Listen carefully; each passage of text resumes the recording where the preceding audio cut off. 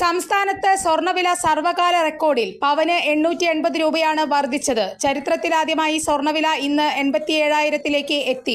ഒരു പവൻ സ്വർണത്തിന്റെ വിപണി വില 87,000 രൂപയാണ്. GSTയും പണിക്കൂലിയും ഹോൾമാർക്ക് ഫീസുമടക്കം ഏറ്റവും കുറഞ്ഞത് ഒരു പവൻ ആഭരണത്തിന് 94,000 രൂപയ്ക്ക് മുകളിൽ നൽകണം. നിലവിൽ 1 ഗ്രാം സ്വർണത്തിന് 12,000 രൂപ നൽകേണ്ടി വരും. ചൊവ്വാഴ്ച രാവിലെ പവന് 920 രൂപ വർദ്ധിച്ച് സ്വർണ്ണവില സർവകാല റെക്കോർഡിൽ എത്തിയിരുന്നു. എന്നാൽ വൈകിട്ട് സ്വർണ്ണവില 640 രൂപ കുറഞ്ഞു.